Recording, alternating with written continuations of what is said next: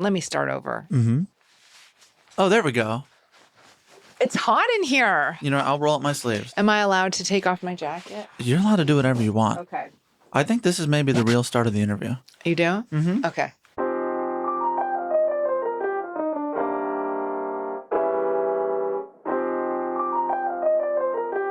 This is Talk Easy. I'm Sam Fragoso. Welcome to the show.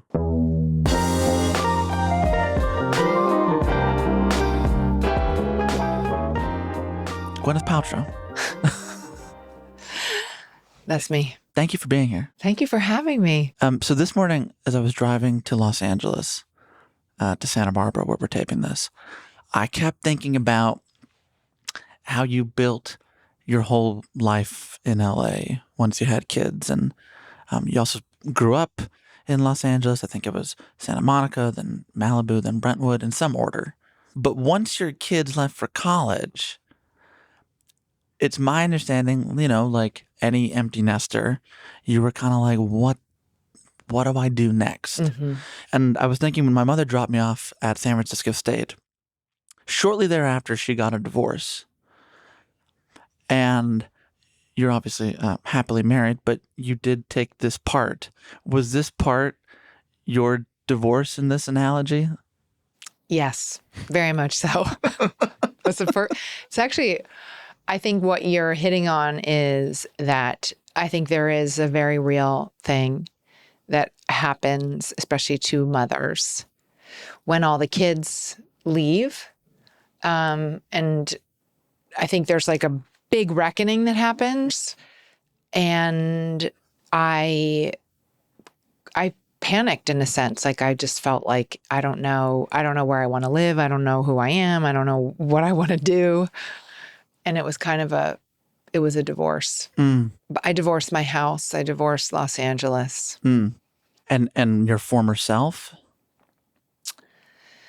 I think I more had to come to terms with letting a certain aspect of myself be in the past, which is when you're a parent and when you're a parent, it's like you're orienting everything around the child. Right.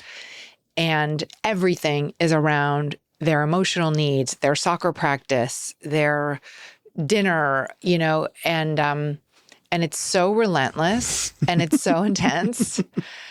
And when they go, it's like it forces this major reorientation. But it's almost like, you know, my husband, Brad, described it as like, he was like, you know, because I was really struggling with it when they left.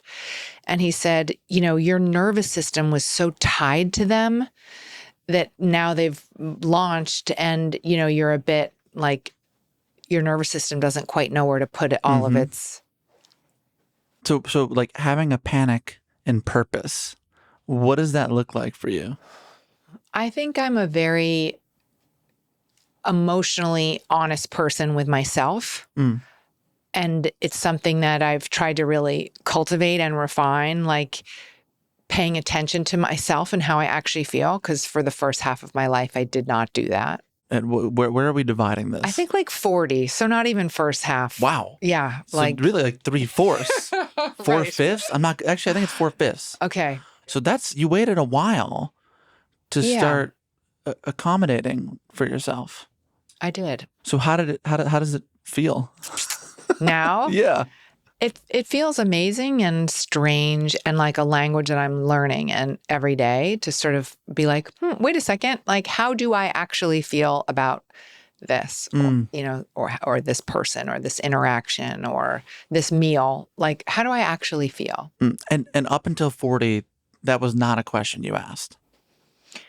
Not in the same way. I mean, I've always had very strong instincts, you know, and I've always been a decisive person around, you know, decisions I have to make at work. Like I've always felt an instinct and moved from that place. But when there was an interpersonal aspect to it, like, oh, this person is expecting me to feel this way, so I'm going to feel that way about it.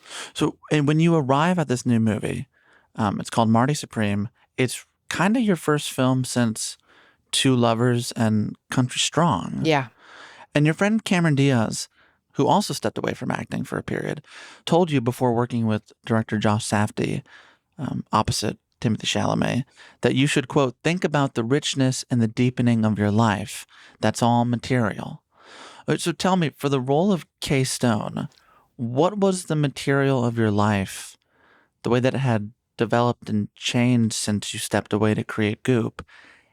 What was that you brought into the part? Well, I think there's quite an obvious meta aspect to it, right? Which is that Kay Stone, my character, was a very well-known movie star who stepped away from it all to get married and make a different life choice. So there's that kind of parallel. So not a huge leap for you. Not a huge leap. And then I think, for me, when I thought about Kay, I thought so much about the series of compromises she had made, both on the road to becoming the star that she must have been in the 30s and 40s. Like she struck me as a woman who was extremely savvy and somebody who, probably in order to survive and get the things she wanted to, had made big compromises. And I think, let me start over. Mm-hmm. Oh, there we go. It's hot in here. It wasn't intentional. No, it's. I'll roll up my sleeves. Am I allowed to take off my jacket? You're allowed to do whatever you want. Okay. I think this is maybe the real start of the interview. You do? Mm-hmm. Okay. I mean, we've done well so far. We have? I think it's Okay. going to get better. Okay, good.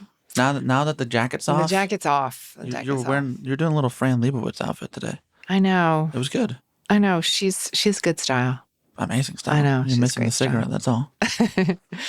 So essentially, I felt that there were certain, in my view, she had made probably pretty radical compromises to her integrity to get what she wanted, especially in, choosing this kind of loveless marriage for security.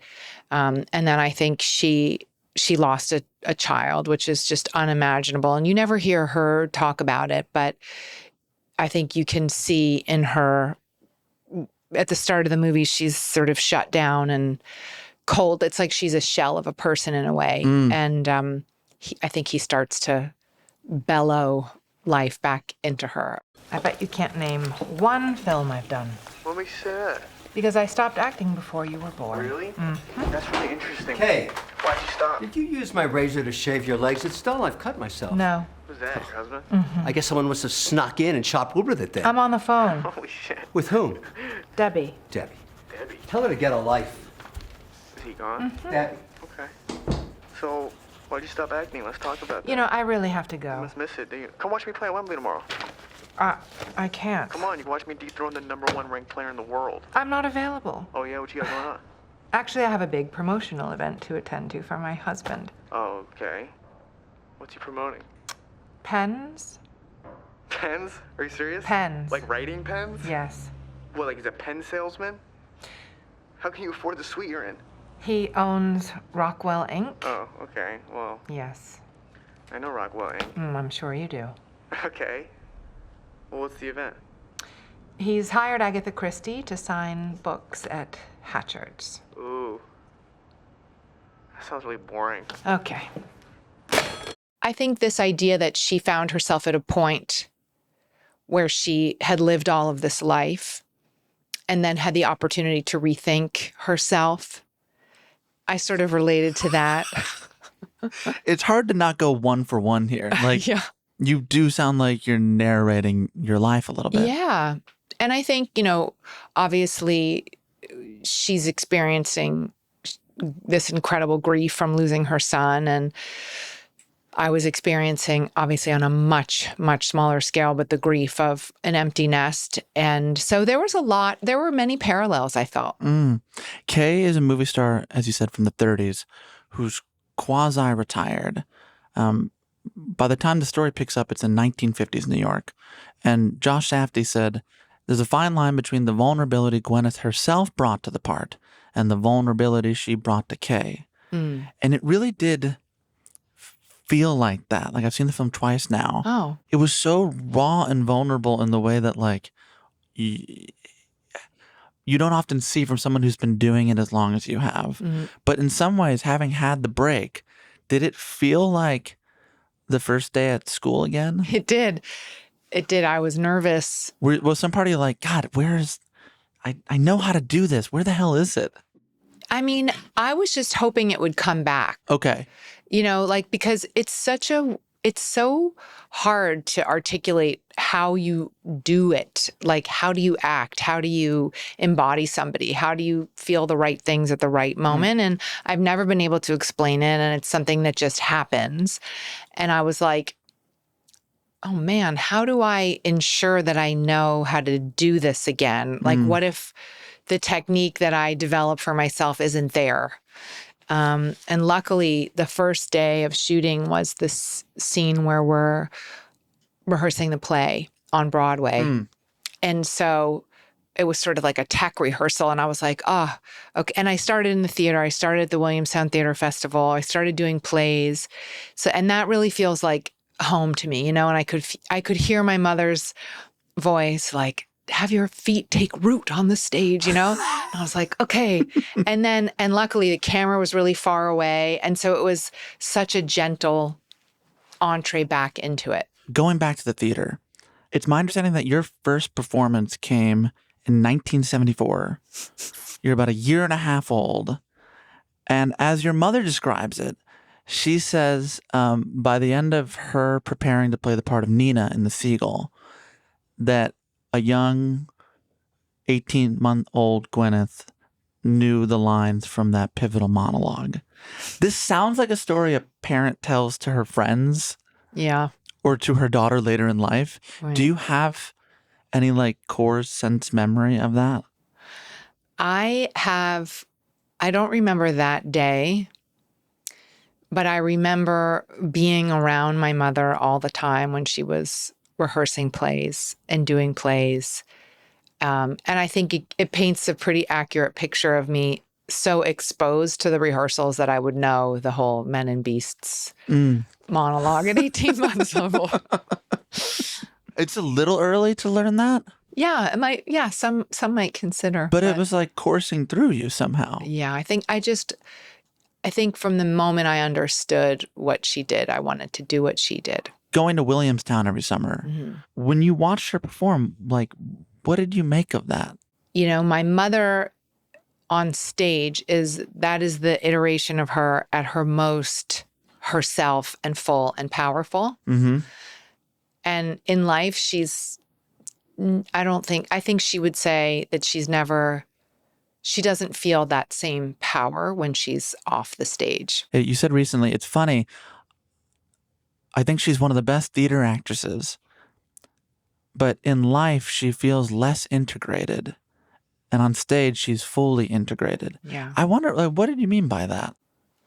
When my mother's on stage, there's this incredibly, it's like all of her, she's using every part of herself, every aspect of herself, you know, the parts of her that are probably, you know, less polite, you know, like she's using everything. She's using every dark part, every light part, every complicated part. And in life, you know, I think, especially that generation, it's so binary. You have to be good and you have to do the right thing. And I think that women of that generation and my generation too, that hopefully this is what I was trying to do post 40 is correct. But this idea that we can't fully integrate all of our parts because we're not allowed to be angry and we're not allowed to, you know, be dark and we're not allowed to, you know what I mean? So. And yet it's fascinating because so much of your early work is you being angry and dark in all of those roles. Oh, yeah. Did your mom talk about acting in that way? Was she like, this is the place where I can get all this shit out? Or this is the place that I can act the way I'd like to, if not for polite society? I mean, she used to talk about the way that she would talk about how she did it. I think very much the former. Like she would say, like, you know, I need to get on stage and get everything, you know, moving through me, kind of thing. The way people talk about like running, I've heard. Right. I don't like running, but I don't either. It hurts my knees No, so it's much. terrible. Yeah, I can't do it. No, it's not good. No. You spent the first decade, as I said, bouncing from Santa Monica to Malibu to Brentwood. Your mother acting with like long white blonde hair down to her waist. Yeah. Your father, a writer and producer who wore tie-dyed shirts and Porsche wraparound glasses. Mm-hmm. Would your mother perform for you around the house, in the kitchen, and in bed at night, where you guys would sing songs or something like that? That's correct. She would. And there were accents, apparently. Yes, we would play this game where she would pretend to be an Irish hedgehog named Mrs. Tiggy Winkle, which I think came from a Beatrix Potter character. And what did that sound like? I would go to the door with holding a basket, and I would knock, and she'd say, "Oh, Lucy, how are you today? Come in." And then I just was so fascinated. It was just my favorite thing in the world. Yeah, and then we would when we would lie in bed at night, we would sing and harmonize together, and from a very young age, it was like a way that we communicated. Was it easier to communicate that way? Yeah. Yeah. I think it was easier to communicate through art, accents, music, than it was with language. In 1986, when you saw your mother perform Streetcar Named Desire, Oh, yeah. tell me about this performance. Oh, my gosh. It remains the best female performance I've ever seen. This is what I've heard. You're like 14 years old. Yeah. Bring me back to that. So I go to Williamstown. I leave camp. I leave my all-girls summer camp in Mallett's Bay, Vermont. And I go down to... I don't know what Mallett's Bay, Vermont is. Exactly. Why would you? But exactly. There's a lot of things I'm going to learn today. It's just a remote, it's on Lake Champlain. Yeah, well, don't know what that is either. Okay. Well, it's a great girls' It was a beautiful camp. called Brown Ledge. It was wonderful. And I left camp and I went down. I don't remember how I got there, but she was doing Streetcar Named Desire with Aidan Quinn playing Stanley and Sigourney Weaver playing Stella. And I sat there in the audience. I had no idea what I was in for. And I watched this magnificent performance. I mean, it was just spellbinding and so raw and real. And I couldn't, and then at the end, she sort of, she gets raped, she gets hauled off to the loony bin. And I completely fell apart. I was sitting with my dad. I sobbed in my chair. I couldn't stand up for like 20 minutes. I mean, she was incredible. I've never seen anything like it. Did you ever ask her about it? It's a great question. I don't, I've never asked her, how did you do that? How did you approach that? It's actually a very good question. Thank you, Sam. I'm going to call her on my way home. But did any part of watching that? I mean, the thing is, to watch your mom, I'm trying to understand like the lived experience of sitting there, crying for 20 minutes, and then some part of you going, "Yeah, I think I'd like to do that." Yeah. Well, therein lies the sickness. I mean, I think. Do you have to be unwell to be an actor? I think you have to be unhealed to be an actor. Yeah, you once said to be an actor, you have to have lousy self-esteem. I think that's right, especially when you... I don't know if you have to, but I think I think it's a common denominator in a lot of actors. You're saying it worked for you. It worked for me. What did you have low self-esteem about? I think I've always had this strange duality of having this like bizarre confidence and also feeling like a piece of shit person. You know what I mean? It's like, I think it's a duality that, you get both from your childhood, right? It's like you get both things from your felt experience of being a child and what you saw and heard and what was done around you and to you and all the things. So It's and I'm really actually right now trying to move out of that binary. Mm-hmm.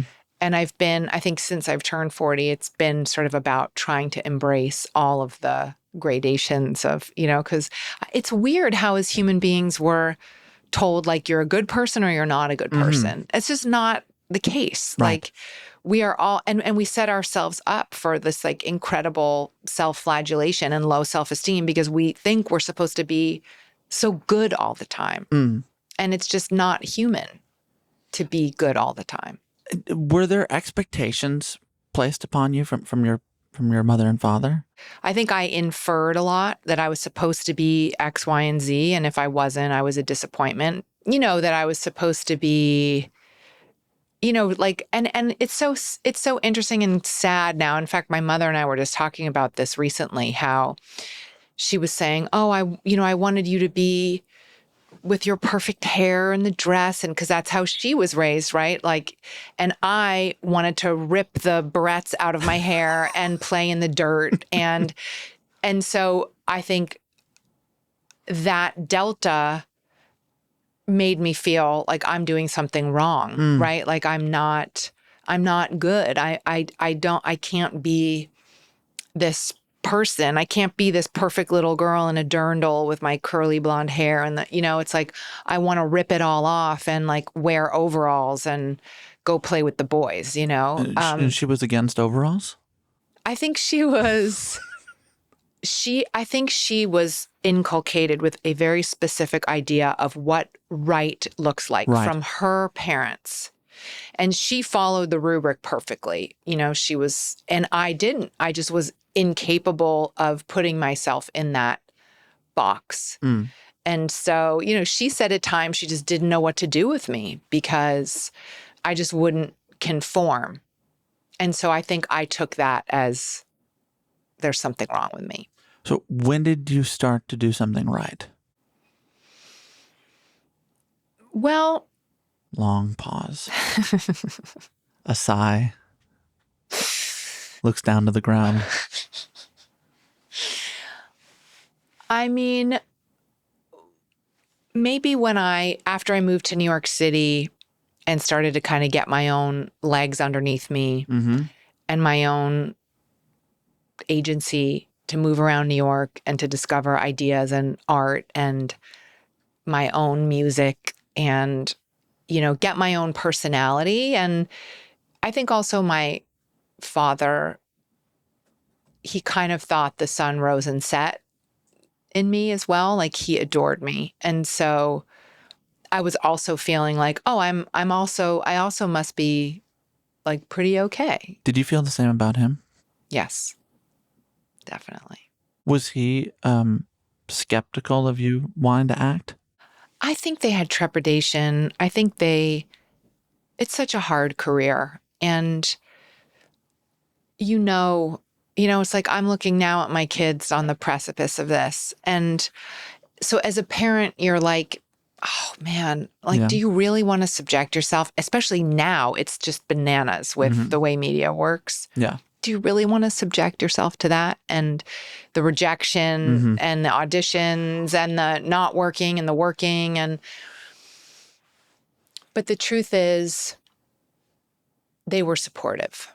And as soon as there was even a little inkling from the world saying yes to my endeavors, they were thrilled. In those endeavors, I'm wondering, like on the Cutting Room Floor podcast, you said, quote, "I've always been in pursuit of radical self-declaration. I want the truth. I want the truth about who I am. I want the truth about life." This may be a dim question, but what... I doubt it. I know you think... But what the fuck were you talking about? Kind of. Yeah. Kind of, but I'm asking in a loving way. Yes. Can you tell me what is radical self-declaration? So this has become like a core belief of mine in terms of... Because, I want to declare. Yeah. And you should. Maybe by the end of the show, I will. I'm going to stir it in you. You're going to stir? Yeah. I'm supposed to stir in you, I think. Okay, well, I can return the That's favor. going to be a real... Thanks. So tell me what the hell this is. Okay, so what I mean by that, and I say this all the time, is that, and it stems from me being a person in the first 3/5. What do we decide? It's 4/5 technically of my life. Because you're 53 now. Amazing. So you're 53. Yeah. I don't know. I got to do some work. I got to do more cold plunge, contrast therapy.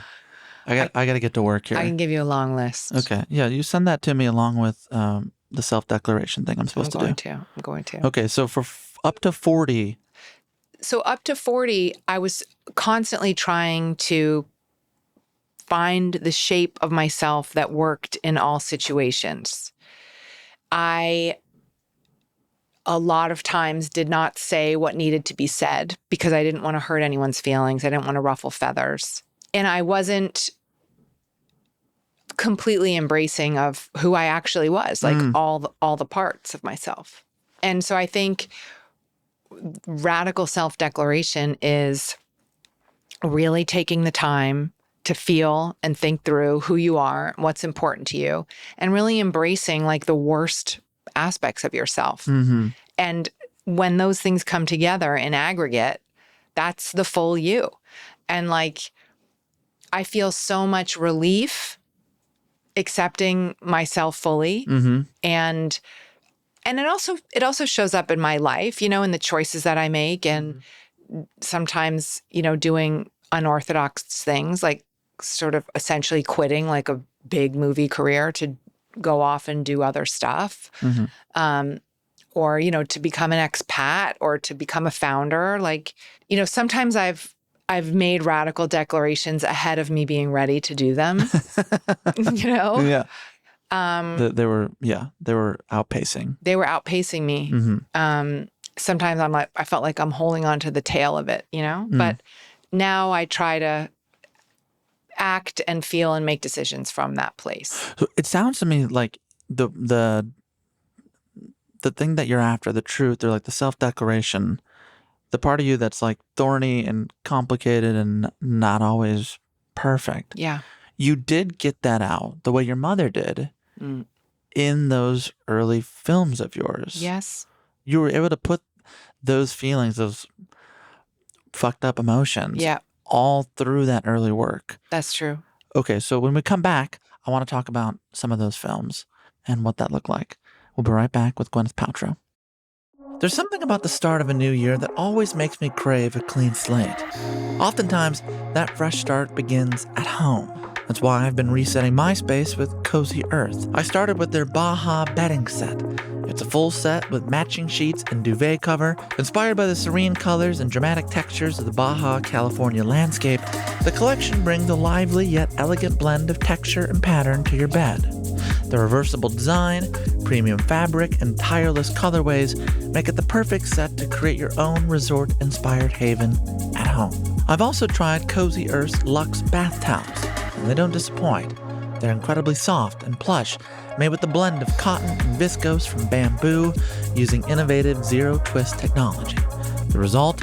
Towels that feel gentle and dry you off quickly and efficiently. What I've realized is that when home feels taken care of, everything outside of it feels more manageable.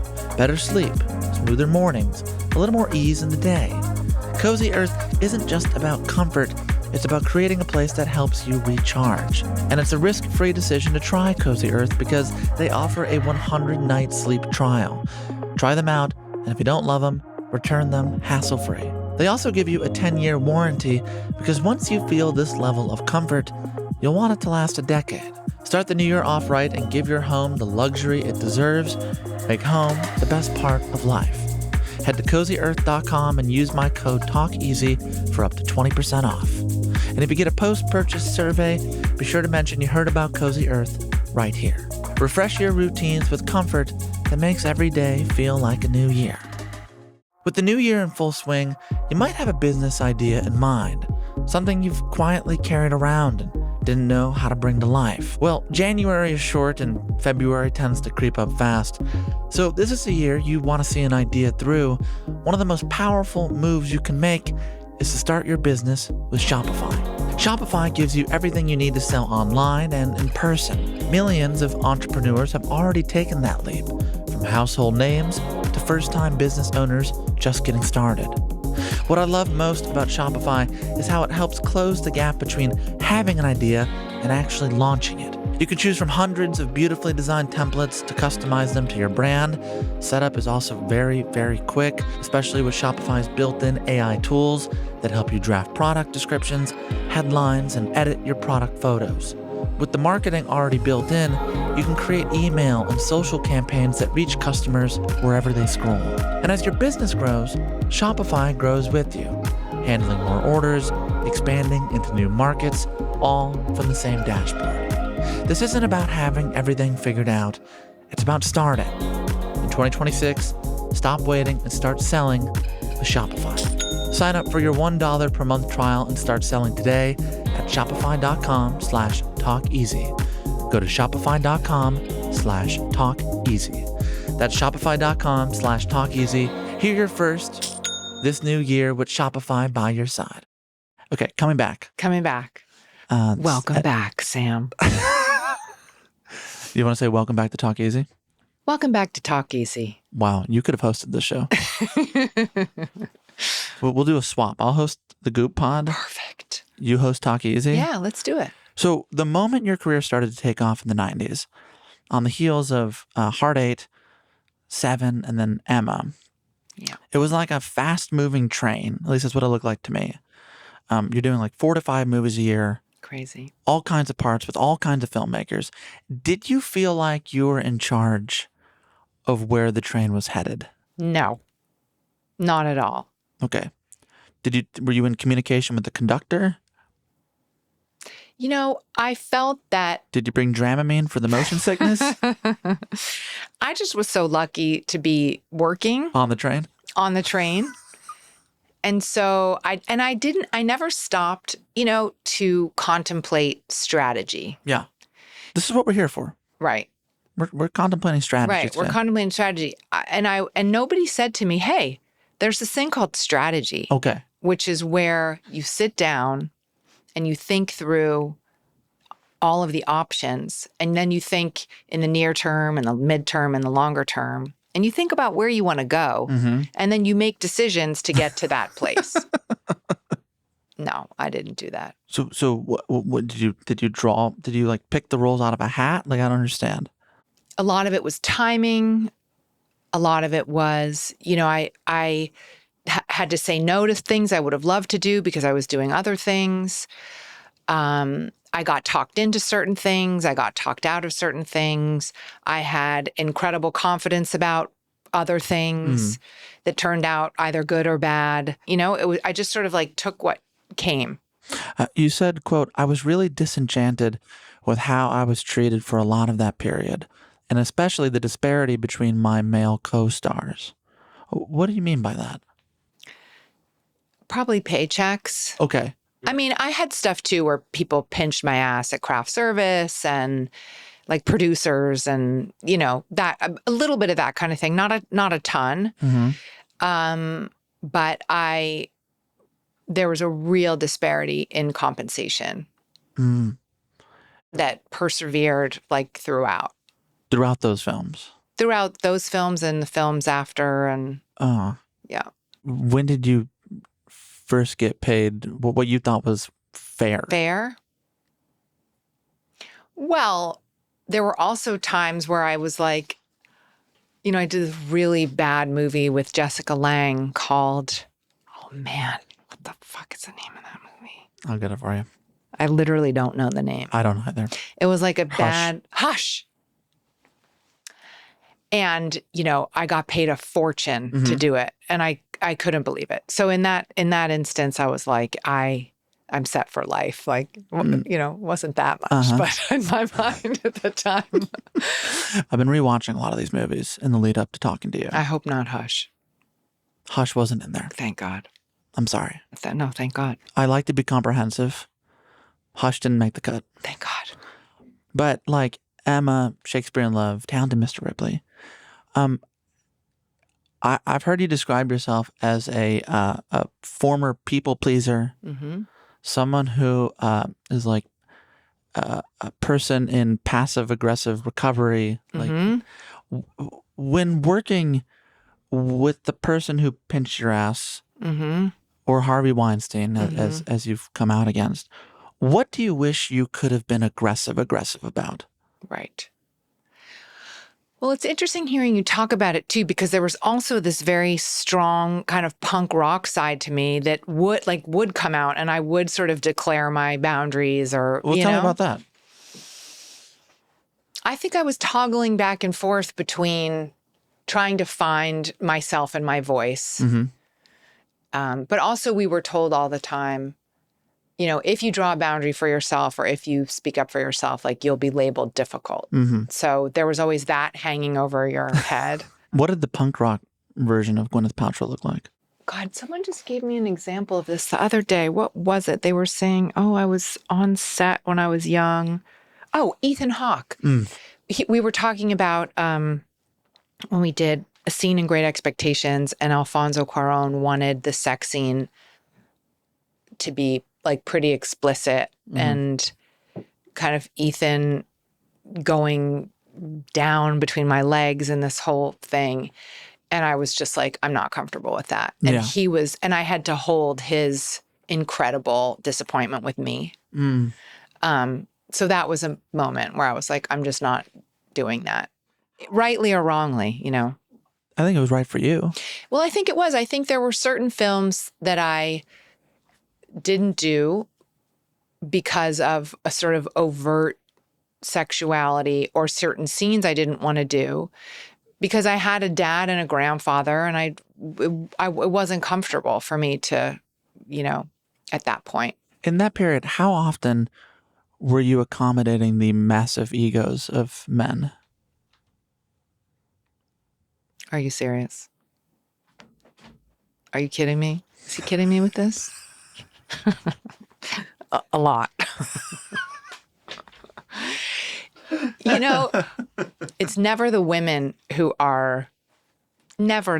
on a set. The actors, the producers, the directors, never the women who need their egos managed. And I say this in a loving way. I love men, and I love having worked with a lot of the men that I've worked with, but there's like a whole other thing. I was thinking about like the most important man in your life was your father. And I had read somewhere that, after you win the Oscar, you're like 26 for Shakespeare in Love. Not a normal thing. Not at all. Yeah. Mm-mm. That your father like sat you down and talked to you about what was going on. And he said, quote, that you're kind of an asshole. Mm-hmm. Do you remember that conversation? Perfectly. Tell me about it. So I was 26 and had just won the Oscar. Actually, when he sat me down, I think it was a few months later, because it was sort of the long tail impact of the Oscar, and, everybody saying yes to me at every turn, everywhere I went. And I think it just started to shift. It's like we're all mammals in a way, and we're just responding to inputs around us. And all of a sudden I had no friction. I had no one saying no. And I just sort of started to, I guess, morph into like a bad version of myself. Well, what did that look like? He said, part of it was abstract. He said, you're just weird. Like, you don't seem like yourself. And then part of it was we had gone, I think what the straw that kind of broke the camel's back was we had gone out to dinner as a family, and, the maitre d' said, we're so sorry, the people stayed late and we're just clearing the table. And I think I just vibed some impatience. And my father was like, this is not you. Like, what the fuck are you doing? Like, you're going in the wrong direction. And it was a pretty devastating intervention. And so I'm so grateful for it. Like it kind of hit me. I went back to my room. I was staying with him in Santa Monica. I went back to my room and I cried and I was angry and You cried because he was right? yeah. But I think I cried because I was angry and I knew somewhere he was right. But I also was confused. Like I didn't totally get it, which was the point because you can't, it's so tiny, these increments of, it's like very imperceptible to myself. And he just like yanked me right out of it, which was great. Was it also hard? I mean, he probably didn't talk like that to you very often. I mean, he was a straight talker. He was. Like he was very direct. Okay. And so you were used to it. I was used to it. This was particularly tough. Yes. Yes. This is particularly tough. So you said it set you on the right path. Yeah, it did. What does that look like, or what did that look like for you?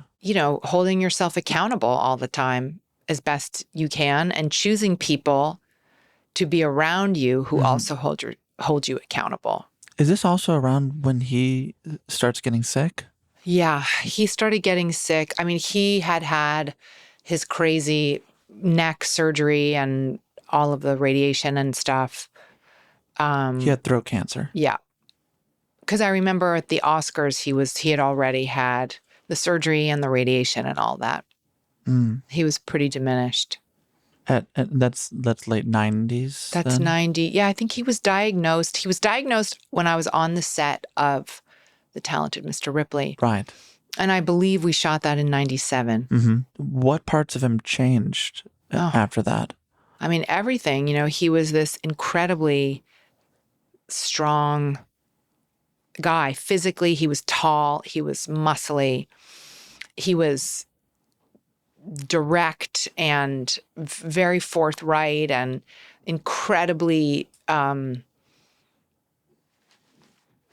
like he just had this fortitude in all ways. And after the surgery, and specifically after the radiation, which just burned him inside and out, to the point where he couldn't swallow, he couldn't make saliva. We were feeding him through a feeding tube. He just was, weaker. He was diminished. He was, but also this amazing, like, gentleness started to come through. I think he eased up on himself and, on life. And it was like he just got so sweet. What did that sound like? It was more like this he became very philosophical and very sanguine. And, he used to be impatient and like this New Yorker, like, and he really changed in that sense. He slowed down and he took the long view. Is there something he said that you hold on to in that period? Because it's also my understanding on the flip side that the foundations of Goop, the pillars around health and wellness, seem to kind of begin while you're watching him in the hospital struggle. For sure. Where you're thinking, my God, is there anything I can do? Correct. Because whatever's happening in this hospital room isn't fucking working. Correct.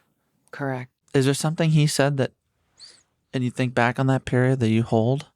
Well, he just really became, it was like, I don't know if he was reading Marcus Aurelius or what was going on, but, there was just this, he started taking a walk with a rabbi every week. And he just, for a man who had never believed in God and never had any kind of spiritual practice, you could feel him connecting with something bigger than himself. And I think it manifested in a very, he just, it was the kind of thing where, and I wish I could think of examples, but, his voice was really compromised after the surgery and everything. But every time he said anything, it was like these pearls of wisdom. And so I just remember like leaning in, everybody leaning in, like, what is Brucey saying? What, I don't want to miss this, Well, speaking of your father, I want to play a scene from around this time. Okay. I'm told it's one of the only scenes you can bear to watch yourself in. Okay.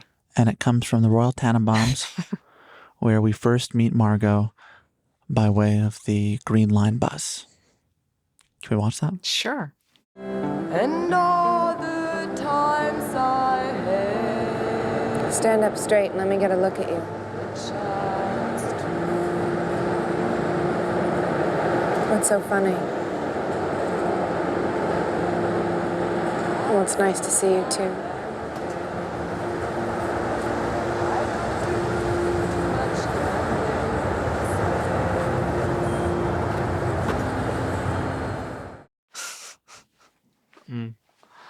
What? It's like I can't believe that's me and I got to do that. It's so cool. I mean, is that not one of like the great introductions to a character? All time. Yeah, it's like Orson Welles in The Third Man. Was your father there that day? He was. He was there that day. And in fact, I was just with Wes recently and he was reminding me, my dad was, oh, what are you using? And, they were sort of chatting behind the camera about his lenses and what speed are you running this at, So cool. When you were watching that, what were you thinking about? Because you had about 8 different emotional responses. I did. Mm-hmm. It's like, I don't know. I'm at this point in my life where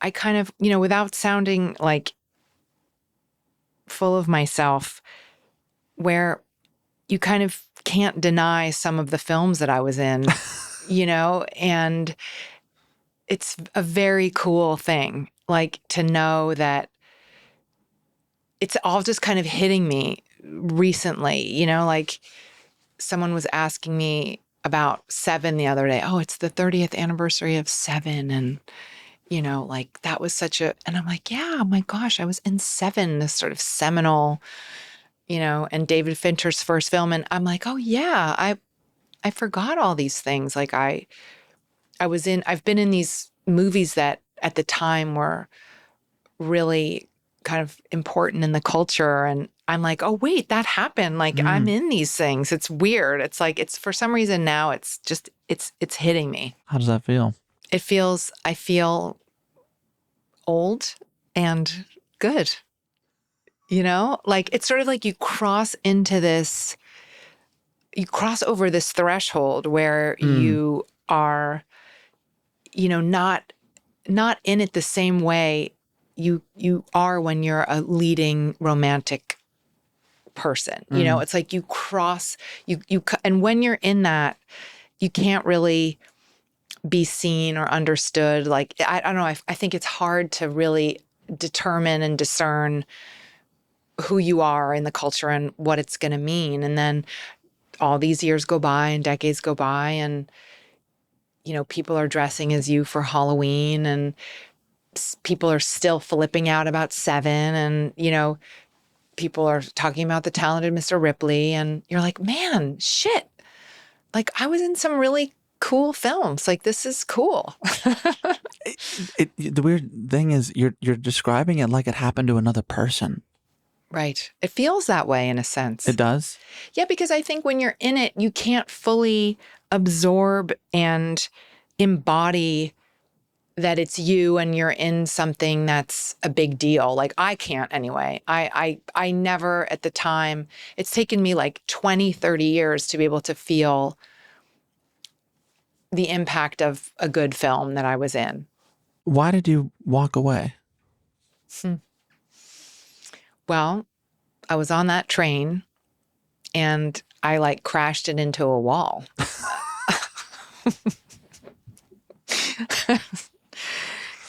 I felt... Any bruises?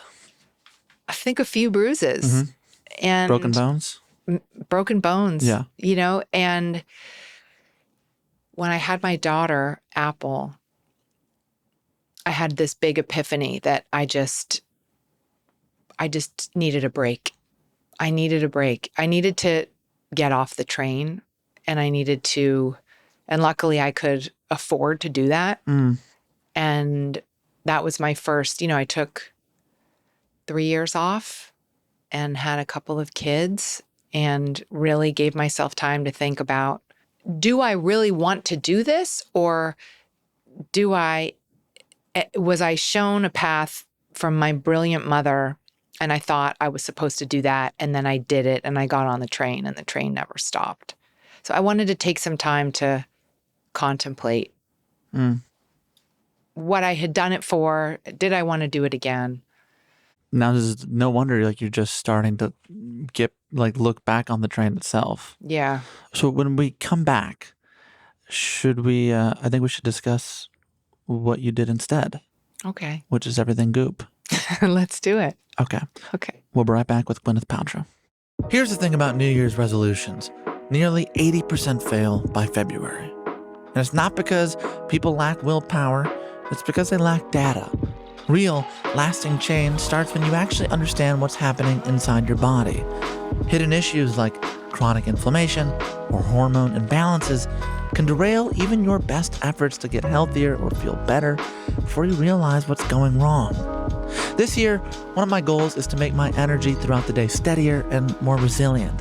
That's exactly why I chose Function Health. Function is the only health platform that gives you access to over 160 biomarkers, covering everything from hormones and metabolism to heart health, inflammation, stress markers, and toxins. You can even add MRI and chest CT imaging. And best of all, everything is tracked in one secure place over time.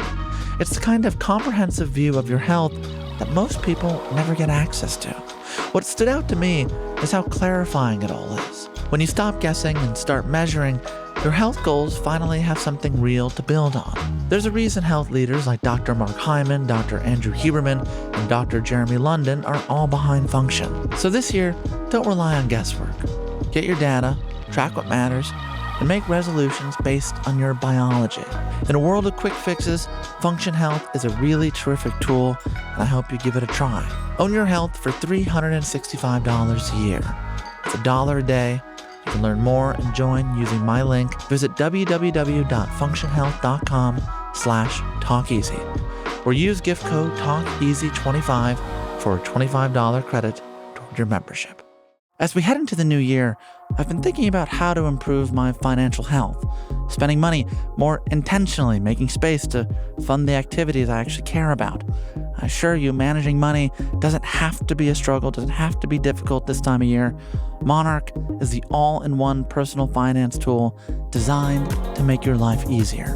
It brings your entire financial life, budgeting, accounts, investments, net worth, and future planning into one big dashboard on your laptop or on your cell phone. Start your new year on the right foot financially and get 50% off Monarch subscription with code TALKEASY. Whether you want to review your spending or start a fresh budget altogether, Monarch does the legwork for you.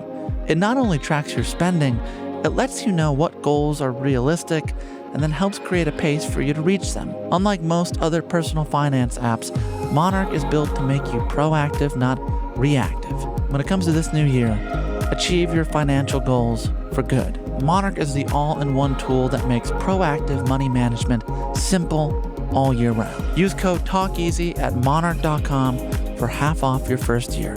That's 50% off your first year at monarch.com with code TALKEASY. Coming back, in making Goop, how much of the foundation of it and what you wanted to do with it is that response you had to seeing your father go through what he went through? A huge part. And tell me about how you thought of it in the early days in that way. Well, I should just go back briefly to say what you touched on, being in the hospital with him, pushing the quote unquote food directly into his stomach from a syringe and watching him not get better.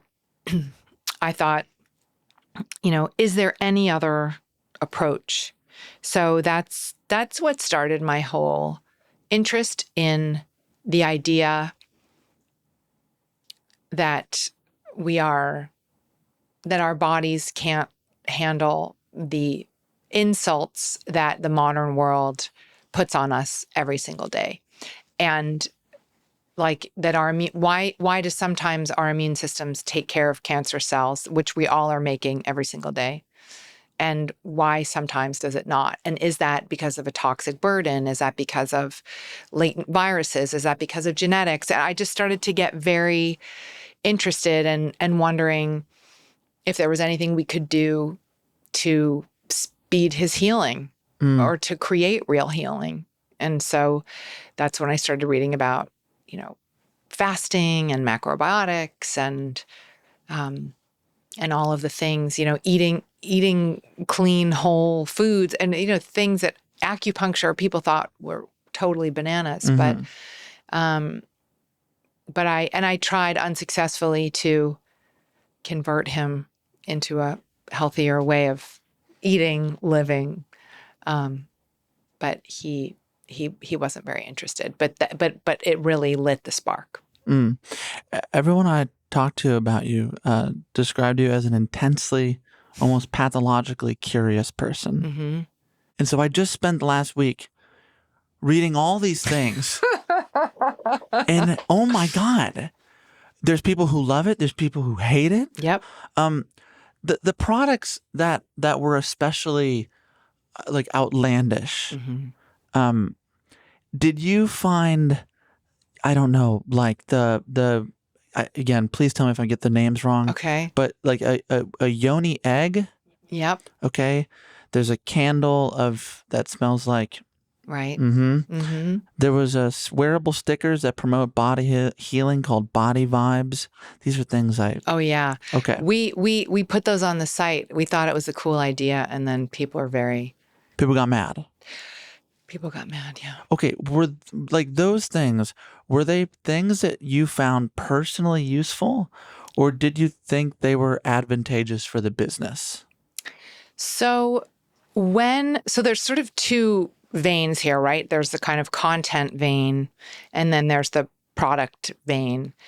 When we started, we were content driven only, and we started. We would recommend products or recommend services, or and curation is really a critical part of what we do. Like we want to save these busy, amazing women time. We know that they are also intensely curious, and we want to reveal stuff. Some of the things, I think, in the early days, to your question, they were not things that I bought or used. There's also always been a team at Goop, and so some of the things that were written about, I didn't even know until until later dates. But I think that what always fascinates me is this idea that the things that were outlandish were really around having agency around your own health and body. And that's what made people so mad, that a woman would dare to experiment with a yoni egg if she needed pelvic floor strengthening. Like, why is that? Why is that so enraging? Why do you think? Because I think, oh my God, I don't want to take too much time on this podcast talking about like existing paradigms of patriarchy. But I do really believe that there are a lot of systems that exist because women especially are kept out of their power and are encouraged not to ask questions, especially when we started Goop. I've watched this change a lot. And, I think Goop has played a part in this paradigm shift as well. I mean, you've seen in the 17 years since I started writing the Goop newsletter, you see all of these things that were enraging become beyond mainstream. There's so much, as I was reading it, from the conscious uncoupling to Cupping. the cupping. Yeah. All these, there's so many things where you were kind of raked over the coals, and now it's just in the mainstream. That's right. I've seen you talk about how there has to be a connection between the emotional and psychosomatic and how women have more inflammation than men. Mm-hmm. What does that look like for you? I mean, it sounds like that's stuff you're going through as well. This is sort of the theme of the thing. I'm always trying to get to the core of what's actually happening within me, psychologically, spiritually, physically, medically. And when I started to not feel so good personally is when I started to go down the road of of understanding inflammation, understanding autoimmune. I luckily don't have autoimmune. I had pretty bad inflammation that I've been able to eradicate with, change in diet and supplementation. Yeah, and- what works for that? I'm curious. Well, we're all so sui generis. It's like, Yeah.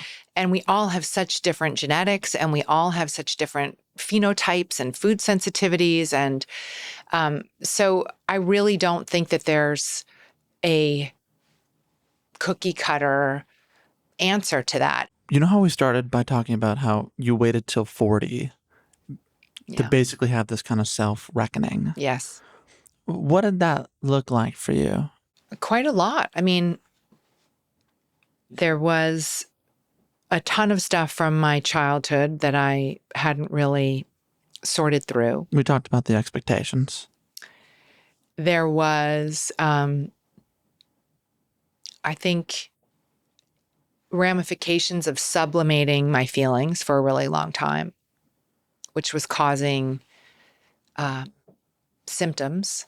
It's funny. It's like the body will talk to you, and there's that book, The Body Keeps the Score, where I think there's a lot of veracity to that idea that, the body can reflect back to you what you have not sort of processed yet, looked at yet. And I certainly had a number of those things. And, I had 2 little kids when I was 40.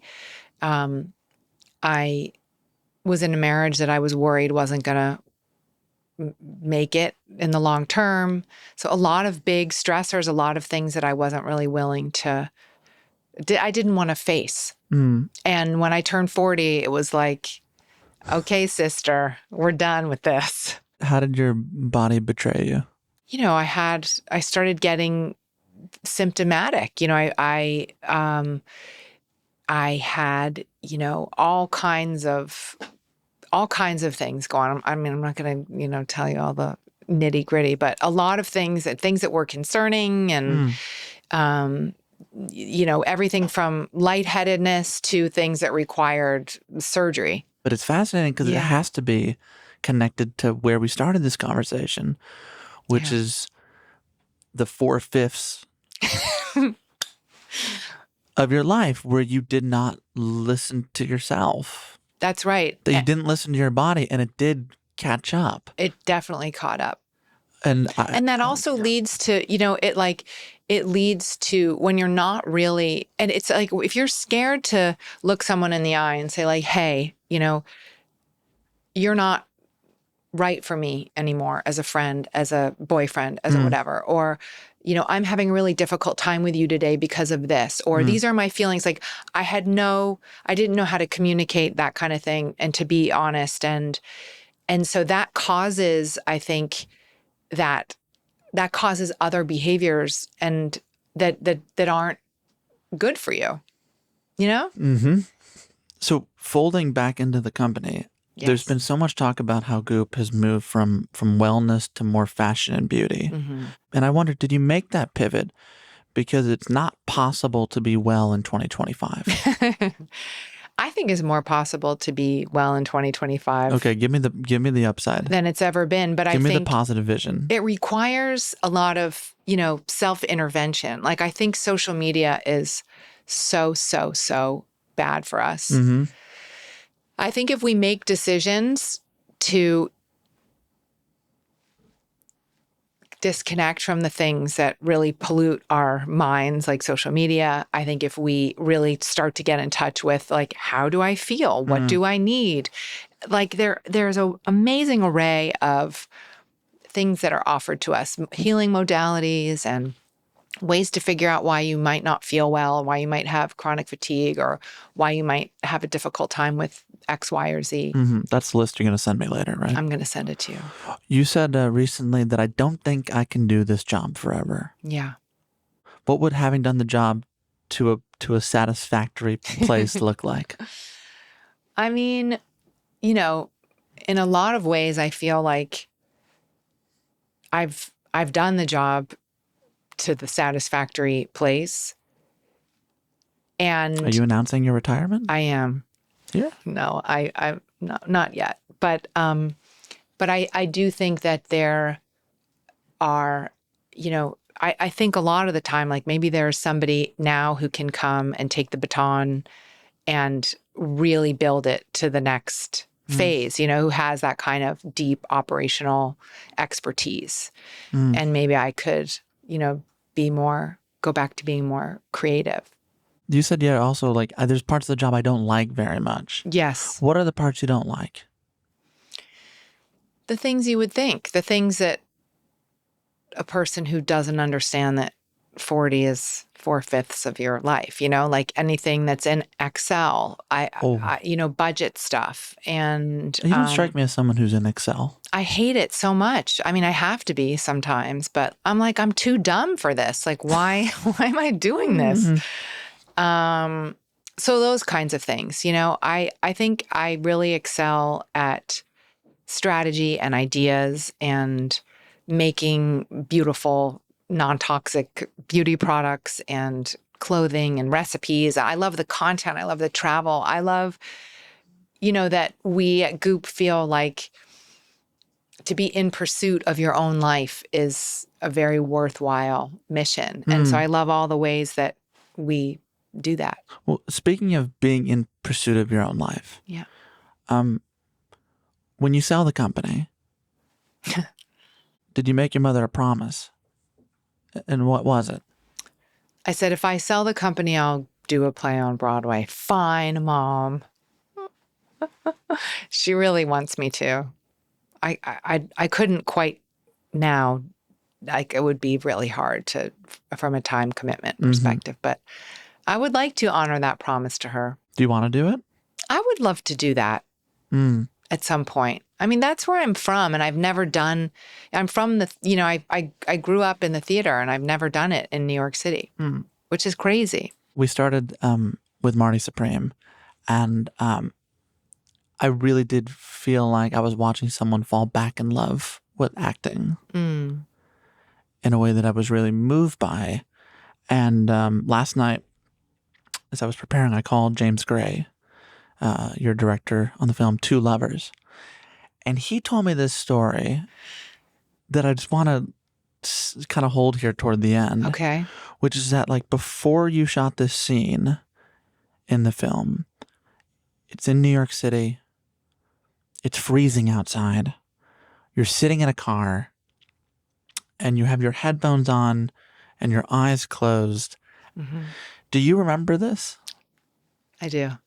That is me getting my, interior landscape to the place where I can do the job. And what I was worried about, what I articulated to you at the start of this conversation, like, am I going to remember how to get there to that interior place? And I did fall back in love with it while I was doing the film. I had such a good time. And, there I am still with my headphones in, before scenes getting ready. In those moments, what are you working through? It's really just, this sounds so lame and like actory, but it really is just like, it's really getting the channel open. Okay. It's like getting out of your own head and your own ego and kind of like getting just to the essence of what's on the inside without like your own stuff. Does that make any sense? It does make sense. Okay. And when those channels open, I think what that looks like is like a performance that's raw and real and uncomfortable and excavates like all the messy shit we've kind of been talking about. And to bring us back to the beginning, I wondered if you would be open to reading your first performance from The Seagull. Sure. I'll try not to cry. I did this play in Williamstown with my mother. I played Nina and she played Madame Arkadna with Chris Walken and Cherry Jones. It was the most amazing experience. It was a real homecoming, You'll have to send this tape to your mother as a Okay, kind I'm of going to. placeholder. Oh, this is a different translation. Okay, great. All men and beasts, lions, eagles, and quails, horned stags, geese, spiders, silent fish that inhabit the waves, starfish from the sea, and creatures invisible to the eye. In one word, life. All life, completing the dreary round imposed upon it, has died out at last. 1,000 years have passed since the earth last bore a living creature on her breast, and the unhappy moon now lights her lamp in vain.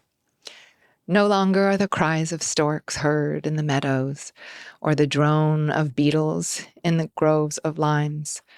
All is cold, cold. All is void, void, void. All is terrible. The bodies of all living creatures have dropped to dust, and eternal matter has transformed them into stones and water and clouds. But their spirits have flowed together into one, and that great world, soul am I. It is in me is the spirit of the great Alexander, the spirit of Napoleon, of Caesar, of Shakespeare, and of the tiniest leech that swims. In me, the consciousness of man has joined hands with the instinct of the animal. I understand all, and each life lives again in me. Scene. That was a lot That was a lot. going through. Oh, yeah. What did it bring you back to? Well, it was like hard for me to, at the beginning, I was like, it's such joy, even though it's such a weird monologue. It's such, like, I get so full of joy thinking about my life and my mother and, doing this play when I was 21. And it's, it's sort of going back to what I was saying, right? Like, I've done a lot of stuff, Sam, Yeah.